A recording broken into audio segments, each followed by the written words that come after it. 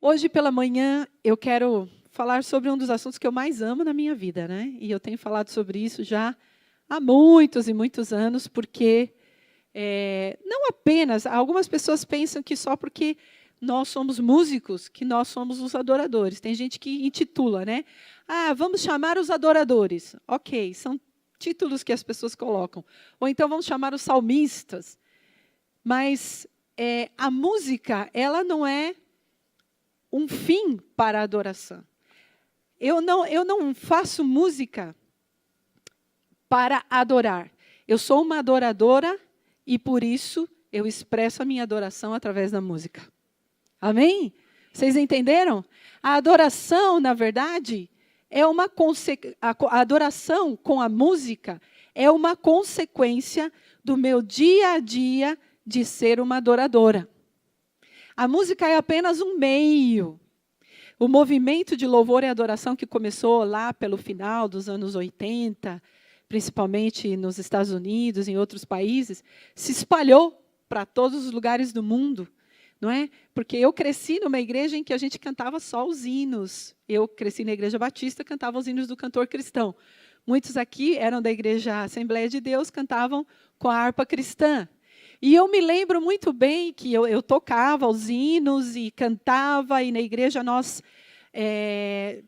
só cantávamos os hinos, e às vezes no culto de mocidade, né, Pastor Mauro, Rosângela, eles são dessa época, viu, irmãos?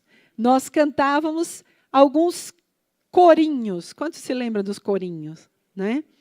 E a gente, então, usava outros instrumentos que, por muito tempo, foram considerados instrumentos profanos, ou seja, não sacros, não consagrados para serem tocados na igreja. Mas, irmãos, eu não vou entrar, claro, nessa história, porque isso daí levaria dias de estudo, não é, para nós falarmos sobre isso. Mas quando eu cheguei em Guatemala e eu vi as pessoas louvando a Deus, dançando, cantando, outro dia o apóstolo falou sobre isso aqui, né? Eu disse, o que é isso? Onde está o cantor cristão? Meu Deus, eu não posso viver sem ele. Eu estava tão acostumada e tão apegada. E, de repente, eu descobri que havia uma liberdade para louvar e adorar ao Senhor de uma maneira tão espontânea. E foi maravilhoso poder ter essa experiência. E, claro, eu comecei a estudar música quando eu era criança e nunca mais parei, continuo estudando até hoje. Mas adorar, irmãos, não é apenas através da música ou através da arte, da dança, ou de qualquer outro tipo de expressão ou de simbolismo, mas a adoração tem a ver realmente com o que nos conecta com Deus, como estamos ligados com Deus. Mas eu gostaria de ler com você um texto da palavra que está lá em Hebreus, no capítulo 9. O livro de Hebreus é um livro muito interessante, porque fala sobre todo o ministério de Jesus, principalmente o ministério de Jesus como sacerdote. E aqui o autor de Hebreus, ele realmente entra num ponto muito importante, porque ele fala sobre a questão da adoração, do sacerdócio. Porque, como vocês sabem, a adoração que tinha sido estabelecida, ela tinha um lugar exato para ser realizada. E Jesus veio para abolir tudo isso. E nós vamos entender um pouco sobre isso nessa manhã. Mas eu quero que vocês leiam comigo Hebreus capítulo 9, a partir do versículo 1, que diz assim, ora, a primeira aliança tinha regras para a adoração, e também um tabernáculo terreno. Foi levantado um tabernáculo na parte da frente, chamada Lugar Santo. Estavam o candelabro, a mesa e os pães da presença. Por trás do segundo véu, havia a parte chamada Santo dos Santos, onde se encontravam o altar de ouro para o incenso e a arca da aliança, totalmente revestida de ouro. Nessa arca estavam o vaso de ouro contendo o maná, a vara de Arão que floresceu e as tábuas da aliança. Acima da arca estavam os querubins da glória, que com a sua sombra cobriam a tampa da arca. A respeito dessas coisas, não cabe agora falar detalhadamente. Estando tudo assim preparado, os sacerdotes entravam regularmente no santo tabernáculo para exercer seu ministério. No entanto, somente o sumo sacerdote entrava no Santo dos Santos apenas uma vez por ano e nunca sem apresentar o sangue do sacrifício, que lhe oferecia por si mesmo e pelos pecados do povo, que o povo havia cometido por ignorância. Dessa forma, o Espírito Santo estava mostrando que ainda não havia sido manifestado o caminho para o Santo dos Santos, enquanto permanecia o primeiro tabernáculo. Isso é uma ilustração para os nossos dias, indicando que as ofertas e os sacrifícios oferecidos não podiam dar ao adorador uma consciência perfeitamente limpa. Eram apenas prescrições que tratavam de comida e bebida e de várias cerimônias de purificação com água. Essas ordenanças exteriores foram impostas até o tempo da nova ordem. Aleluia. Amém? Queridos, aqui o autor de Hebreus está nos contando como funcionava todo o sistema de adoração, como os adoradores se apresentavam diante de Deus. Era algo muito impessoal, porque, na verdade, cada pessoa tinha que levar o seu sacrifício, ela cometia os seus pecados, ela falhava diante de Deus, e somente aqueles homens consagrados, aqueles da tribo de Levi, os sacerdotes, podiam entrar dentro do tabernáculo, e somente o sumo sacerdote podia entrar uma vez por ano no lugar chamado Santo dos Santos, ou lugar santíssimo, que era separado por uma cortina, por um véu, e nesse lugar, esse sumo sacerdote, uma vez por ano, levava toda a oferta de sacrifícios pelos pecados de todo o povo. Era um ritual, era algo que o próprio Deus havia estabelecido, porque ele queria ser adorado. Se você abrir lá em Êxodo, no capítulo 25, abra comigo lá em Êxodo, no capítulo 25. Porque ali nós vamos encontrar que o Senhor disse, meu desejo sempre foi habitar no meio de vocês. Êxodo 25, 8 diz assim, e farão um santuário para mim e eu habitarei no meio deles. Foi o que o Senhor pediu. O Senhor queria habitar no meio do seu povo. Era o seu desejo. Era o que ele queria, estar com o seu povo. Sempre foi esse o desejo do coração de Deus. E Deus disse, olha, eu quero habitar no meio de vocês, e a única coisa que eu peço para vocês é que vocês sejam fiéis a mim, e que eu seja o seu único Deus. Porque, irmãos, o povo de Israel vivia rodeado por muitas nações. Nações que adoravam muitos tipos de deuses. Adoravam o sol, adoravam a lua, adoravam os animais, adoravam a Baal, adoravam a Astarote, adoravam os deuses dos sírios, dos sidônios, dos cananeus. Eles adoravam de tal maneira que até ofereciam seus próprios filhos em sacrifício ao deus Moloque, por exemplo, que era um deus que exigia sacrifícios de crianças. A gente pensa que isso só acontece em filme.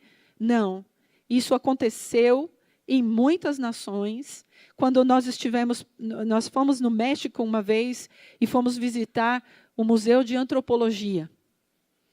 E é uma coisa muito chocante. Eu fiquei muito chocada, porque eles encontraram, não é? Quando eles estavam construindo a cidade do México, em 1973, eles foram fazer umas tubulações para água e etc. E eles começaram a cavar e encontraram as ruínas dos astecas. E ali eles começaram a cavar e mexer naquelas ruínas. E claro, depois eles pararam a construção, porque eles não queriam deixar de destruir, não é, aquelas ruínas, mas eles foram encontrando muitos e muitos e muitos ossos de corpos, e depois, quando eles foram realmente estudar a história, eles encontraram que havia sacrifício humano. Aquela história de que eles levavam a pessoa até em cima na pirâmide, não é? E levavam essa pessoa em sacrifício aos seus deuses. Ali essa pessoa era cortada no seu pescoço, caía a cabeça e o sangue era derramado, não é? E era enviado numa canaleta assim, e esse sangue caía sobre uma bacia, e essa bacia depois os espanhóis, para tentar, não é, profanar o que os astecas faziam, usavam para batizar as crianças, para fazer batismo de crianças. Mas isso é outra história, né? Isso é a história do México. Mas é impressionante quando você vê a quantidade de sacrifícios humanos que foram feitos a esses deuses. Quantos deuses exigiam isso? Mas, para nós, a coisa foi muito diferente. A única coisa que Deus pediu foi que nós fôssemos fiéis a Ele, que o seu povo fosse fiel a Ele, e que adorasse somente a Ele. E o único sacrifício que seria válido seria o do seu próprio filho. E esse sacrifício foi feito por mim e por você. E aqui nós encontramos o que o autor de Hebreus está dizendo. Ele está dizendo, antigamente, na velha aliança, no velho pacto, as pessoas não tinham comunhão com Deus. As pessoas não podiam entrar no lugar santo, no lugar santíssimo, para ter um encontro profundo de intimidade com Deus. Eles tinham que cumprir todos esses rituais. E somente aquelas pessoas que tinham realmente uma função específica, uma função sacerdotal, somente eles podiam estar naquele lugar onde a presença de Deus se manifestava, onde a nuvem descia, onde a glória do Senhor se manifestava. Que triste, né, irmãos? E é tão tremendo, porque se a gente começa a pensar nisso, a gente fica imaginando que, na verdade, aquilo que o apóstolo sempre fala aqui é uma grande verdade, que o tempo da graça é muito mais difícil do que o tempo da lei. Porque durante a lei, as pessoas simplesmente pecavam, viviam aquela vida, não é? Iam lá, conforme o seu pecado, elas ofereciam o sacrifício de um animal. Ok, estava tudo resolvido. Mas hoje, não. Hoje, em Cristo Jesus, Ele cumpriu o único sacrifício por todos nós. E nós devemos viver uma vida de adoração e santidade. Amém? Não dá para se aproximar de Deus de qualquer jeito, porque Ele nos conhece, Ele sabe quem nós somos.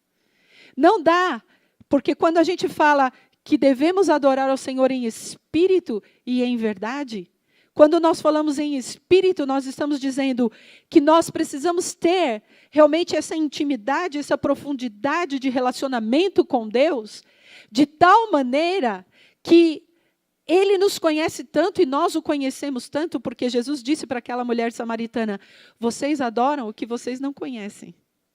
Nós adoramos o que conhecemos.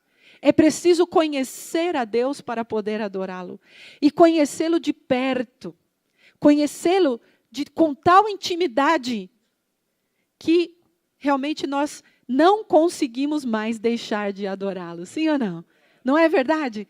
A partir do momento que você teve um encontro com o Senhor e você começou a ter essa comunhão, esse relacionamento, essa intimidade, e você disse, eu sou povo exclusivo do Senhor, eu não vou deixar de adorá-lo por nada, eu sou dele e ele é meu.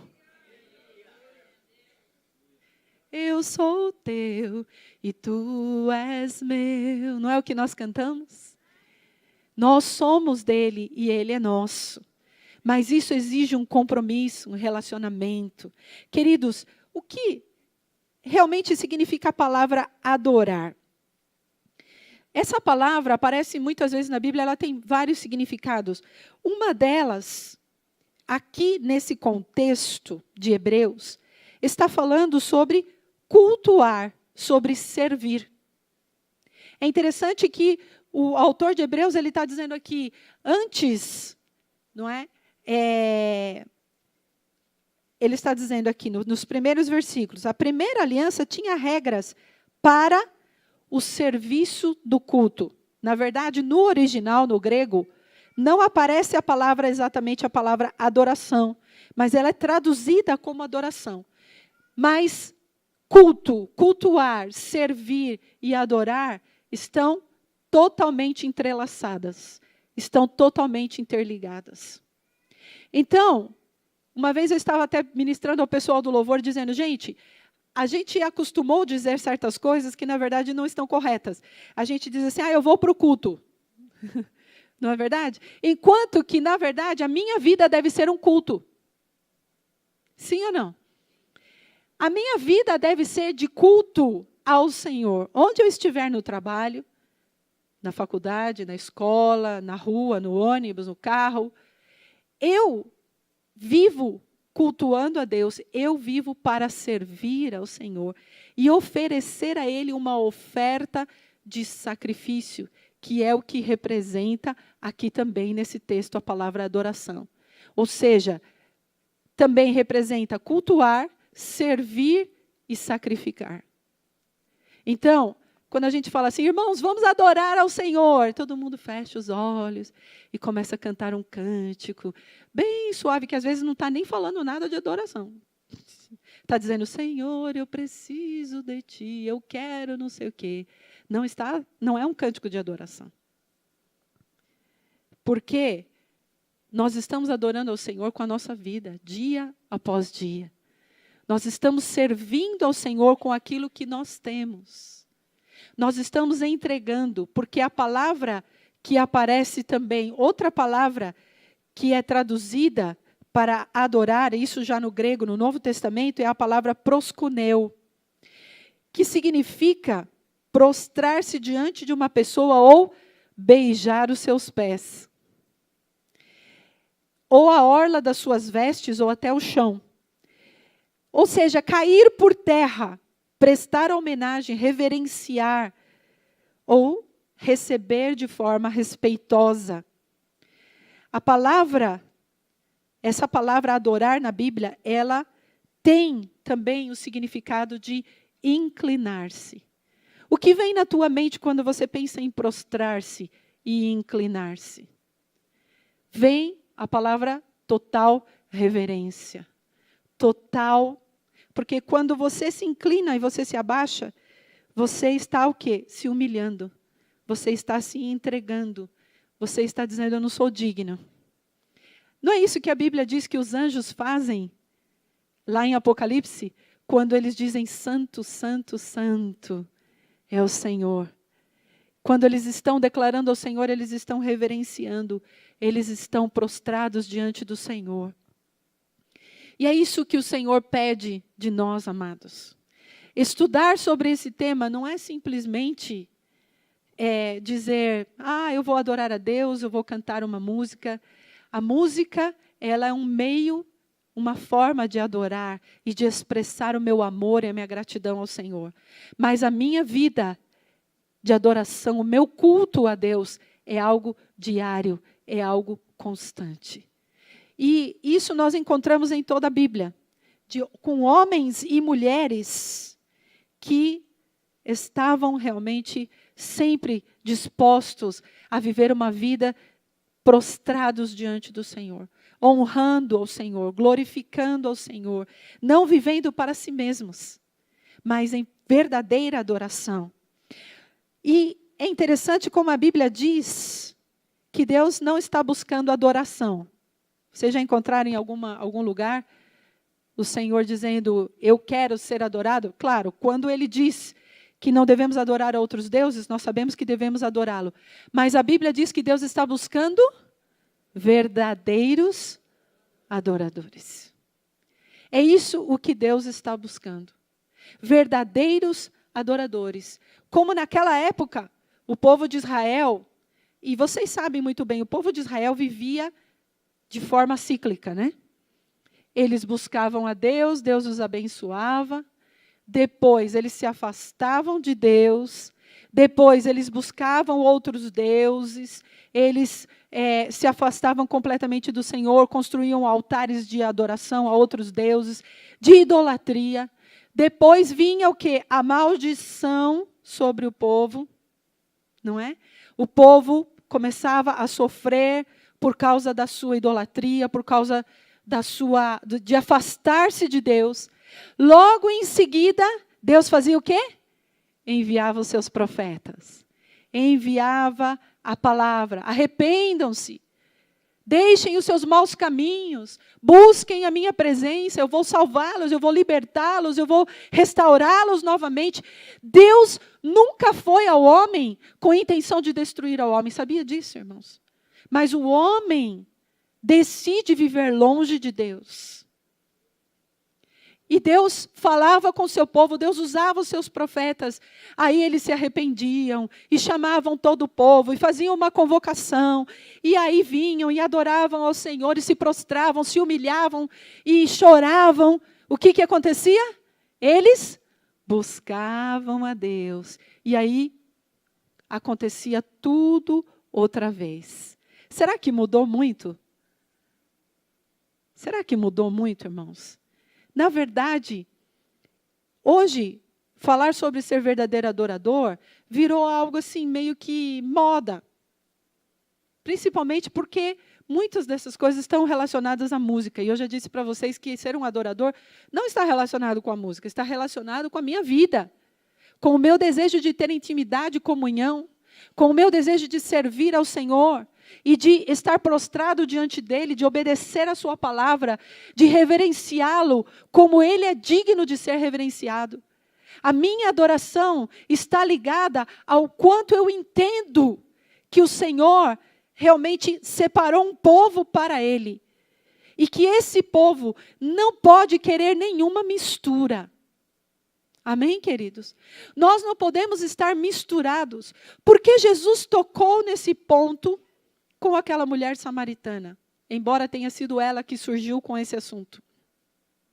Jesus chegou cansado de viagem, parou no poço, encontrou com uma mulher em Samaria. Todos ficaram admirados que ele estava conversando com aquela mulher, porque ela era mulher, os homens não falavam com as mulheres em público, e também porque ela era uma samaritana.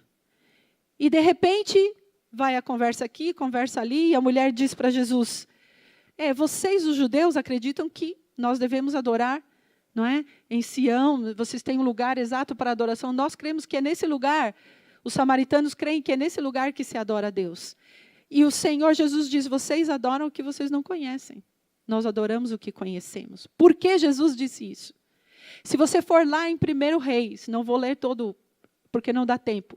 Você vai encontrar a história de Samaria. Samaria foi a capital do governo do norte, não é?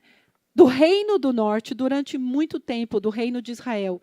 Quando Judá e Israel se separaram como tribos, não é? Ficaram separadas. Judá era do reino do sul e Israel do reino do norte.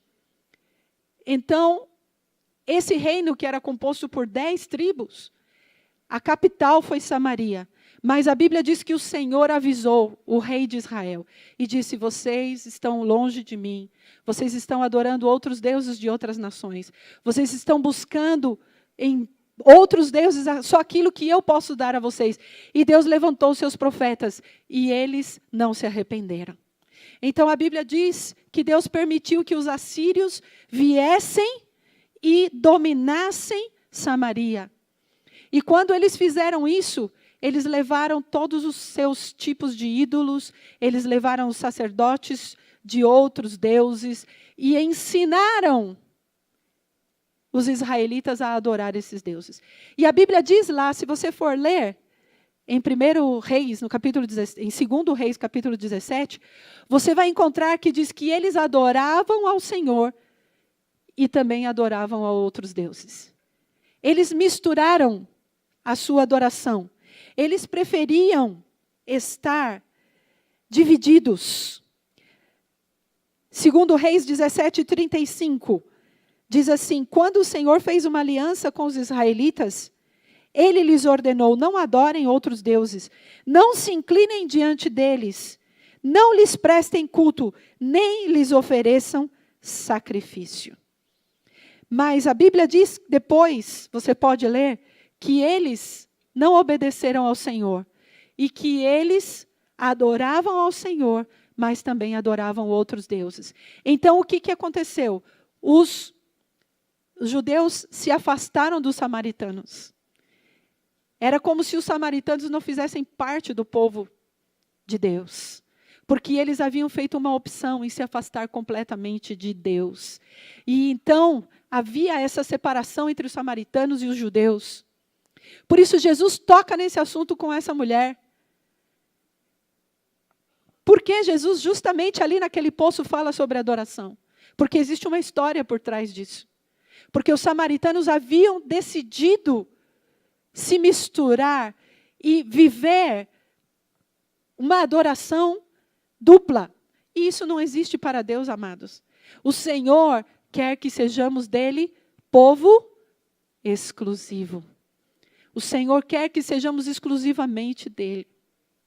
Por isso, às vezes, algumas pessoas perguntam para nós: por que você não faz isso? Por que você não faz aquilo? Eu não faço porque eu não quero. Eu não quero desagradar o meu Deus. Eu sou exclusiva dele. Eu tomei uma decisão. E isso envolve sacrifício, irmãos. É por isso que adorar também envolve sacrifício. Por quê?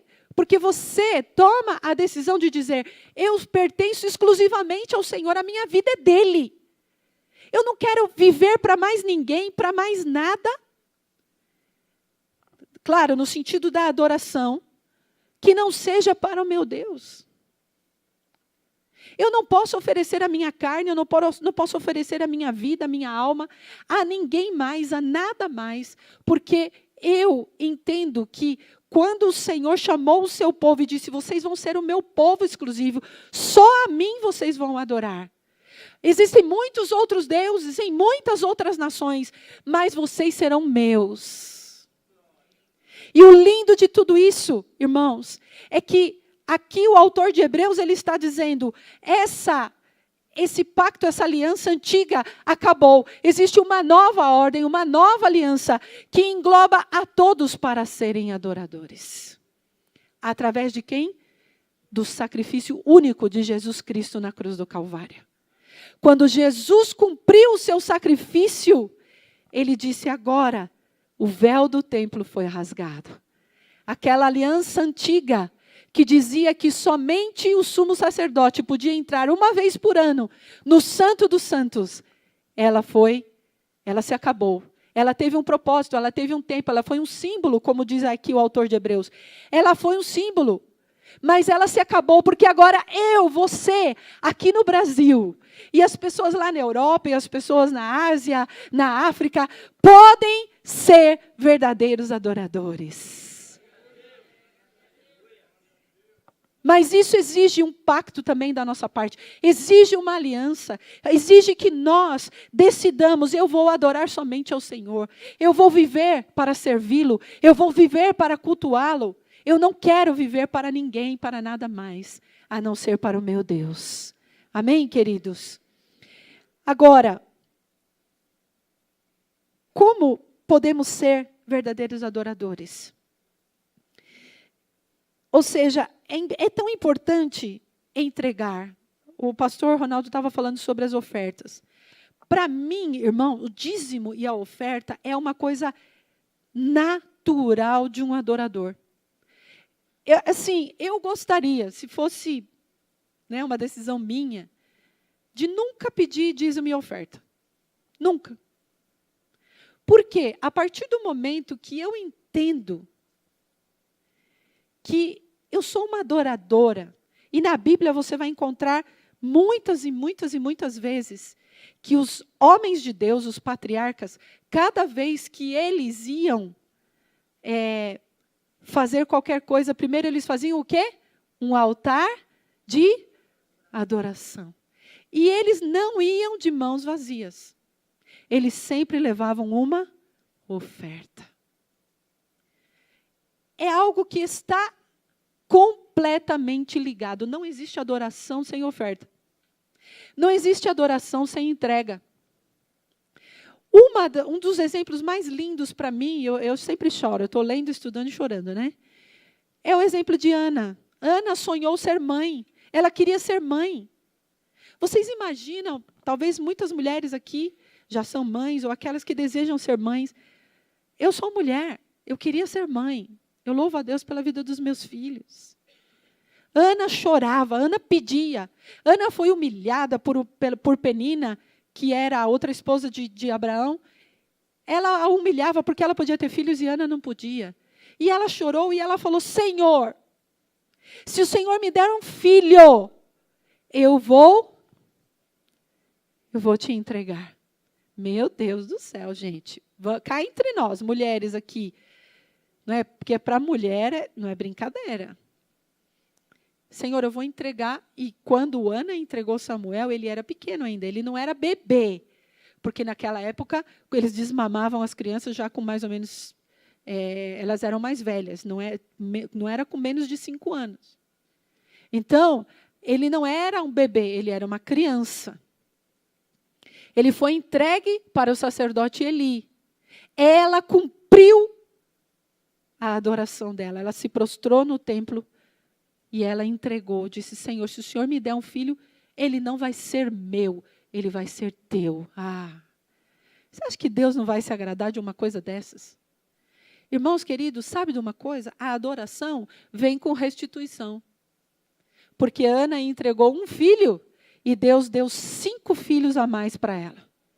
Para uma mulher estéril. Leia lá em 1 Samuel.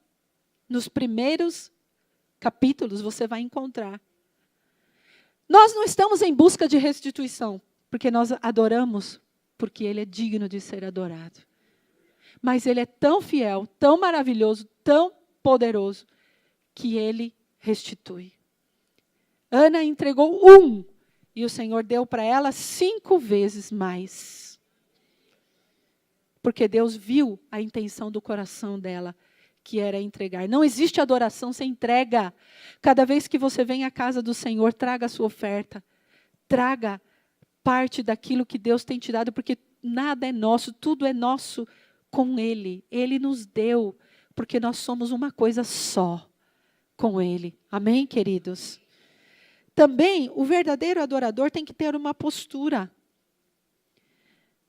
O verdadeiro adorador precisa oferecer, precisa entregar, sacrificar, mas um verdadeiro adorador também precisa ter uma postura. E que postura é essa? Um coração humilhado e contrito. Um orgulhoso, arrogante não pode ser um verdadeiro adorador, porque ele confia muito em si mesmo, na sua habilidade, e jamais se prostra de forma completa ao Senhor, para que Deus seja o comandante total da sua vida. A pessoa que é arrogante, ela sofre, ela vai sofrendo, porque quer sofrer. Porque o Senhor fala, entrega tudo, deixa que eu vou cuidar por você. E ela não consegue entender esse princípio tão poderoso que é de realmente ser humilde ao ponto de dizer, nada é meu, tudo é teu, Senhor. Tudo que eu faço, tudo que eu sou, tudo que eu tenho é teu. Nada é meu. A adoração está ligada à humilhação, à rendição. Ser um adorador também, como nós já falamos, é conhecer o Senhor de perto.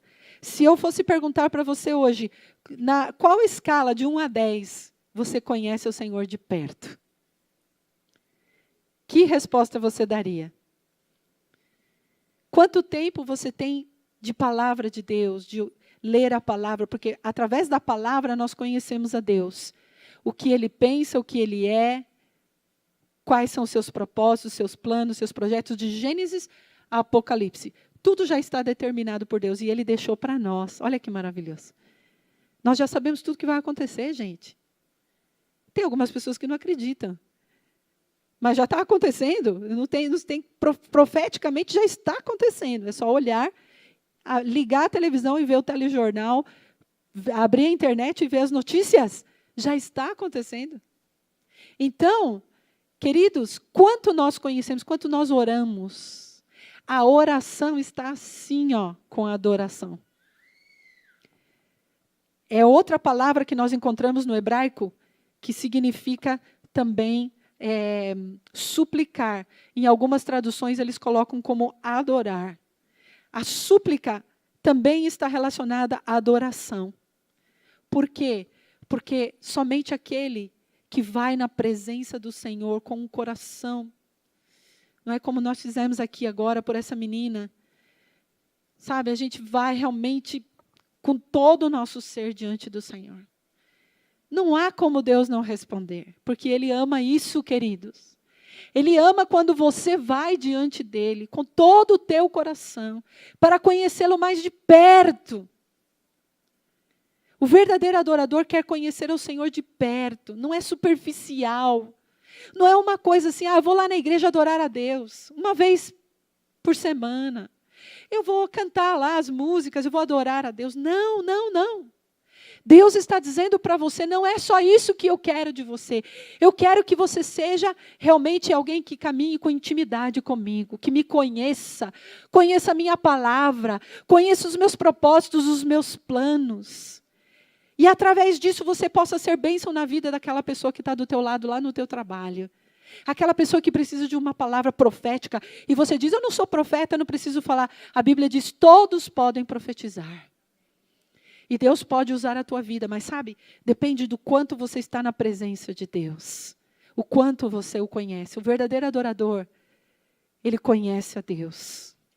O verdadeiro adorador, queridos, ele se rende à vontade soberana de Deus. Olha só que tremendo. 2 Samuel 12, 20. Então Davi, 2 Samuel 12, 20. Então Davi levantou-se do chão, lavou-se, perfumou-se e trocou de roupa. Depois entrou no santuário do Senhor e adorou. E voltando ao palácio, pediu que lhe preparassem uma refeição e comeu. Que história é essa que estamos lendo aqui? Davi pecou, vocês sabem, com Betseba, adulterou e ela ficou grávida. Ela ficou grávida, mas quando essa criança nasceu, essa criança ficou muito doente. E Davi, com todo aquele sentimento de culpa que ele tinha, porque ele sabia que ele era um homem segundo o coração de Deus, ele era um adorador. Davi é o nosso maior exemplo, porque Davi não apenas adorava com seu instrumento, com a sua música, mas Davi adorava porque ele era um adorador. Se a gente pegar os salmos, só a gente pegar as coisas que Davi fez, que ele escreveu, a forma como ele não tocou a Saul, mesmo quando Saul intentava matá-lo, ele não feriu a Saul, porque ele disse, eu não vou desonrar a Deus matando um ungido de Deus. É muito profundo isso, irmãos. E Davi passou muito tempo orando, sem comer, pedindo a Deus que curasse essa criança. Senhor, eu imagino, né, que Davi orava, Senhor, eu pequei, eu falhei, mas que essa criança não sofra por causa do meu pecado. Que ela viva. Senhor, sara essa criança. E aí, ele orou, ele esteve muito tempo em oração, buscando. Mas o que aconteceu? A criança morreu. Então, é interessante, todos ficaram admirados porque Davi levantou, tomou banho, acho que ele estava dias lá, enfurnado dentro do quarto dele, orando, chorando, se sentindo culpado, miserável, né? E ele pedia a Deus, Senhor, cura essa criança. E então, Deus não fez o que ele pediu. E muitos ficaram admirados, porque justamente quando a criança morreu, ele se levantou, se banhou, saiu do quarto e foi fazer o quê? Que está escrito aqui? Depois entrou no santuário do Senhor e adorou. Quando Davi fez isso, o que ele estava dizendo? Senhor, eu me rendo à tua perfeita vontade. Ai, aí vem a parte mais difícil da adoração, né, irmãos? Cantar um cântico é muito fácil. O duro é quando a gente tem que se render diante de algo que a gente não entende. Davi não teve a sua oração respondida como ele queria. Mas ele não se ofendeu com Deus, ele não se afastou de Deus. E ele não disse, nunca mais eu vou na igreja, nunca mais eu vou buscar ao Senhor. Porque Deus não ouve as minhas orações, nem adianta. É melhor eu não quero mais saber de Deus. O verdadeiro adorador entende a soberania de Deus. E mesmo sem entender seus propósitos divinos, continua rendido e ofertando o seu melhor, a sua vida para o Senhor. Nós não entendemos, irmãos, por que Deus responde algumas orações nossas de forma negativa. Nós não entendemos. Mas se nós realmente somos adoradores, nós nos rendemos à soberana vontade de Deus. E dizemos, Senhor, faz o que o Senhor quiser. Ai, que duro, né? Falar isso. Que duro dizer isso. Quando alguém está enfermo, talvez vocês que estão aqui já perderam um parente, um pai, uma mãe, um irmão, como dói. E você diz, mas eu orei tanto, Senhor, por que o Senhor não ouviu a minha oração? Por quê? Ou então você queria tanto aquele emprego, aquele trabalho, você estava sonhando com aquilo, e você orou, você jejuou, fez todos os testes e entrevistas, se preparou, comprou roupa nova, e deu tudo errado. Essa é a hora, esse é o momento onde os verdadeiros adoradores se manifestam. Eles vão dizer assim, Senhor, não importa onde eu estou, o que eu estou fazendo, o que eu sou, quem está comigo, eu vou continuar te adorando. Davi, em outra ocasião também, quando ele estava com os seus guerreiros, estava fugindo, e ele levou todo o povo, as suas esposas, os seus filhos, entraram e destruíram toda a região onde eles estavam vivendo, e levaram suas esposas, levaram os seus filhos. E Davi, a Bíblia diz que ele vestiu, engraçado que, eu não sei se vocês que estudaram, observaram isso, mas ninguém podia vestir o manto sacerdotal, ninguém, só os sacerdotes. Davi, várias vezes na Bíblia, pegou o manto sacerdotal e vestiu e se apresentou diante de Deus, e Deus nunca o repreendeu por isso. Davi pegou o manto sacerdotal, a roupa, que era uma roupa exclusiva que os sacerdotes se apresentavam dentro do tabernáculo para servir a Deus, e diz que ele adorou o Senhor e ele se rendeu ao Senhor e disse, vamos atrás desses inimigos e vamos pegar de volta o que é nosso. O Senhor disse, sim, vai, porque eu vou restituir tudo para vocês. E Davi foi, e ninguém morreu, ninguém dos que foram levados, nem suas esposas, seus filhos, de nenhum deles. Vale a pena ser adorador, querido. Talvez você não entenda. Talvez você diga, Senhor, como é difícil, como eu vou conseguir me render à tua perfeita e soberana vontade? Eu não sei. E para terminar, irmãos, a Bíblia diz que um tabernáculo foi construído. O lugar onde Deus escolheu primeiramente para habitar. Mas ele foi destruído, a arca foi levada, e depois de um tempo, ela nunca mais foi encontrada. Depois de passar por muitos lugares, nunca mais foi encontrada. A Bíblia diz que o templo que Davi planejou e que o seu filho Salomão construiu para ser a habitação do Senhor, também foi destruído por Nabucodonosor, o rei da Babilônia.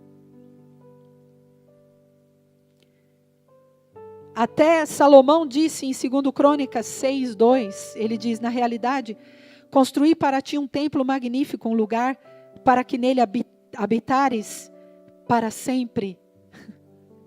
Ele estava enganado, né? Salomão construiu, vocês sabem que quando Salomão construiu aquele templo, era a coisa mais fascinante e fantástica da época, e todos os reis e nações da terra iam visitar, porque era a coisa mais linda, mais magnífica que existia. Era o desejo do coração de Davi, ele não pôde construir, seu filho Salomão construiu um lugar para Deus habitar. Só que o que aconteceu? Foi destruído. O rei da Babilônia, Nabucodonosor, invadiu Judá, Jerusalém e destruiu. Ok? Depois, Neemias, Esdras reconstruíram o templo. Depois dos 70 anos de cativeiro, eles voltaram para Jerusalém, reconstruíram as muralhas da cidade e reconstruíram o templo. O que aconteceu? No ano 70, um general chamado Tito, ele liderou os soldados romanos. E o templo foi destruído. É o que o autor de Hebreus está dizendo aqui. O tabernáculo, o templo, lugares físicos foram construídos, porque para nós humanos a gente precisa ter uma referência, não é? Mas para Deus, a sua referência somos nós. Coloca a mão aqui no teu coração. O tabernáculo, que foi construído com materiais fantásticos, por exemplo, a madeira de acácia, que foi usada para construir a mesa da propiciação, a arca da aliança, depois todos foram recobertos de ouro puro. A madeira de acácia representa a humanidade, o homem, mas o ouro representa a glória de Deus. Deus revestiu o homem com a sua glória. A sua humanidade não poderia dar acesso a Deus. E Deus disse: deixa que eu vou cobrir vocês. Deixa que eu vou vir e vou cobrir a vida de vocês com a minha presença, com a minha glória. Todos esses utensílios têm um significado, têm um simbolismo profético na Bíblia.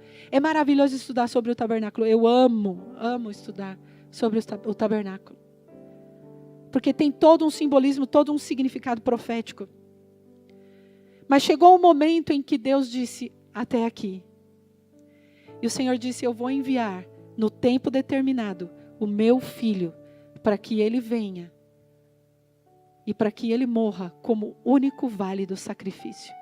Já não é mais necessário o sacrifício de animais. Jesus se entregou, ele foi o maior adorador. Jesus foi o maior adorador. Ele disse: eu não vou fazer a minha vontade, eu vou fazer a vontade do Pai. E ele se entregou em sacrifício por nós. Será que nós temos valorizado realmente, amados, esse sacrifício que o Senhor fez? Sendo verdadeiros adoradores. Hebreus 4,16 diz: cheguemos, pois, com confiança ao trono da graça, para que possamos alcançar misericórdia e achar graça, a fim de sermos ajudados no tempo oportuno. Amém? Eu quero ler novamente esse versículo. Hebreus 4,16. Cheguemos, pois, com confiança ao trono da graça, para que possamos alcançar misericórdia e achar graça, a fim de sermos ajudados no momento de necessidade, não é? No momento oportuno. Não há nada que te separa da presença de Deus a não ser você mesmo. A não ser o pecado. A não ser que nós não queiramos. O Senhor está buscando verdadeiros adoradores. Você quer ser um? Vamos ficar em pé nessa manhã. E aí no teu lugar, fala com o Senhor nessa manhã. Como eu disse para você, faz uma análise, uma escala de 1 a 10, onde 10 é o máximo, é bastante, e 1 é quase nada. Qual tem sido o teu relacionamento com Deus em adoração? tem se limitado apenas a vir à igreja uma vez por semana? Porque, irmãos, a eclésia, a igreja, ela é a reunião dos santos para adorarem o Senhor juntos. Vocês sabiam disso? Muitas pessoas deturparam, distorceram o verdadeiro significado da igreja. Muitas pessoas vão à igreja só porque elas querem receber algo de Deus, mas elas não entendem que, na verdade, elas vêm porque o Senhor quer que nós, como seu povo, o adoremos juntos. Sim, Senhor. É algo muito profundo, irmãos. A gente se acostuma a ficar recebendo apenas o alimento, o leitinho, né? E a gente fica ouvindo tantas coisas na internet, vendo tantos vídeos, mas eu quero dizer para você, tome cuidado, porque a igreja do Senhor é o lugar onde nós nos reunimos para adorar ao Senhor juntos. Sim, ó Deus. Aleluia. Em consequência disso, Ele nos visita. Em consequência disso, Ele nos cura. Em consequência disso, Ele nos abençoa. Em consequência disso, Ele fala conosco. Em consequência disso, nós somos transformados. Não é maravilhoso, irmãos? Eu não sei. Eu fico aqui na frente com vontade de sair pulando, como diz o apóstolo. Porque eu fico emocionada com o Senhor. Ele disse assim: eu quero que vocês sejam meu povo exclusivo, mas eu não quero que vocês fiquem sozinhos. Vocês vão ficar juntos, como igreja. Aleluia. Aí quando vocês se reunirem, vocês me adoram juntos. Amém. Vocês podem ajudar uns aos outros. Vocês podem usar os seus dons, usar os seus talentos para servir uns aos outros. Isso é maravilhoso, irmãos. É algo inexplicável. É maravilhoso. Queria que você aí no teu lugar, você fechasse os seus olhos e falasse com o Senhor nessa manhã e dissesse: Senhor, se eu não tenho sido um verdadeiro adorador, eu quero, Senhor, eu quero nessa manhã. Eu quero, Senhor, que a minha vida mude a partir desse momento, Senhor. Quebra em mim todo orgulho, Senhor, de querer ter o controle de todas as coisas na minha vida, sendo que o verdadeiro adorador, ele sabe que é o Senhor que cuida dele. Senhor, eu quero entregar a minha oferta, a minha gratidão a Ti, Senhor, sem nenhum desejo de receber nada em troca, porque eu sei que o Senhor é fiel. Senhor, eu quero Te adorar onde quer que eu esteja, no meu trabalho. Eu quero que as pessoas vejam que eu sou um adorador. Eu quero que as pessoas saibam que eu Te adoro, Senhor. Que eu faço parte desse povo exclusivo Teu. Que eu sou Teu, Senhor. De ninguém mais, de nada mais.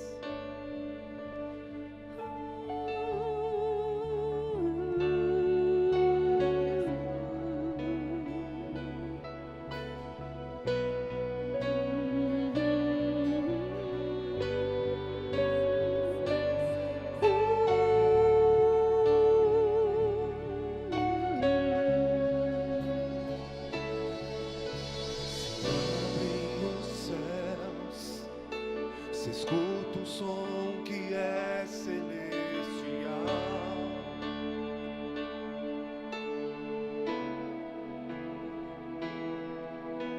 unido às vozes de um povo que deseja Te adorar.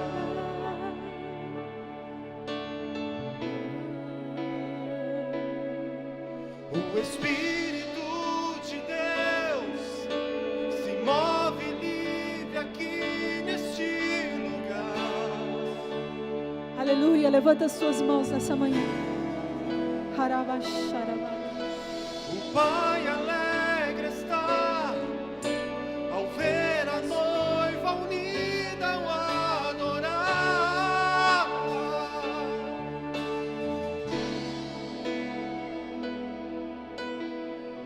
A terra canta, o céu adora. e todos gritam que tu és santo, a terra canta, o céu adora, e todos gritam, aleluia, que tu és santo.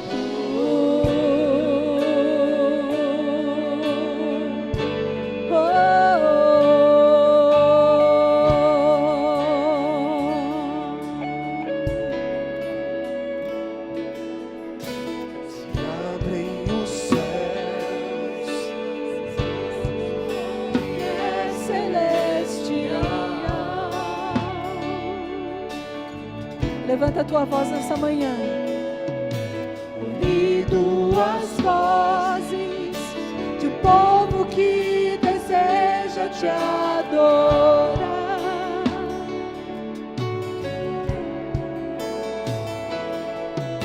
O Espírito de Deus se move livre aqui neste lugar. Aleluia! Declare isso. O Pai alegre está ao ver a noiva unida a adorar.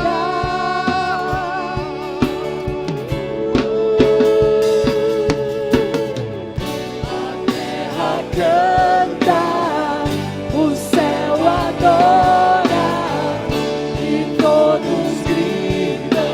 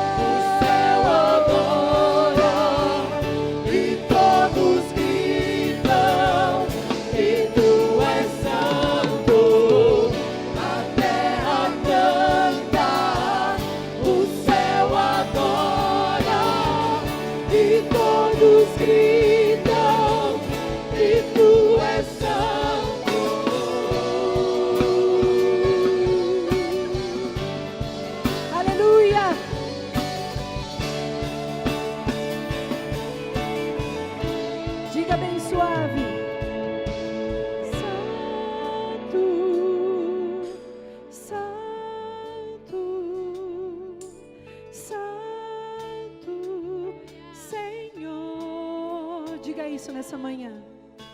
Santo, Santo, Santo, Senhor.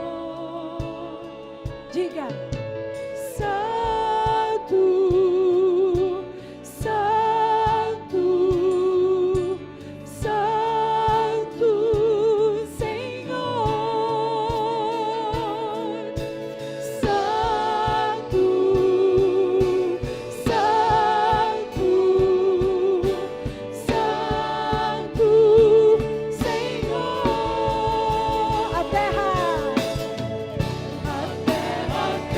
canta, o céu adora, e todos gritam que tu és santo. A terra canta, o céu adora, e todos gritam que tu és santo.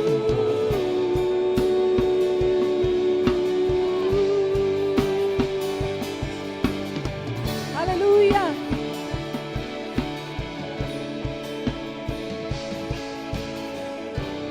Nós declaramos nessa manhã, Senhor, nós profetizamos que a terra canta, que os céus, Senhor, celebram e adoram, Senhor, o teu santo nome, Pai. Nessa manhã, Senhor, uma vez mais entregamos a nossa vida a Ti, Senhor. Perdoa quantas vezes nós temos nos afastado de Ti e temos adorado tantas coisas, pessoas que não são o Senhor. Perdão nessa manhã, Pai. Queremos nos aproximar de Ti, Senhor, e entregar mais uma vez a nossa vida a Ti, com todo o nosso coração. Faz isso nessa manhã. Diga mais uma vez: eu me entrego, Senhor, eu me rendo. Mais uma vez, eu me entrego a Ti. Mais uma vez, oh amado Pai, eu me rendo a Ti. Mais uma vez, mais uma vez, me rendo a Ti, oh meu Senhor. Mais uma vez,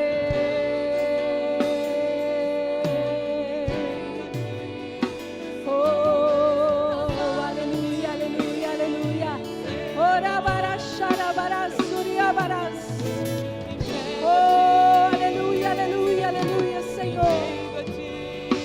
Santo, santo, santo, santo, Senhor. Santo é o teu nome. Aleluia, aleluia, aleluia. Aleluia, aleluia. Rabaracharabaras. Santo, santo, santo, santo, santo, Senhor. Louvado seja, Senhor, o teu nome, Pai. Aleluia.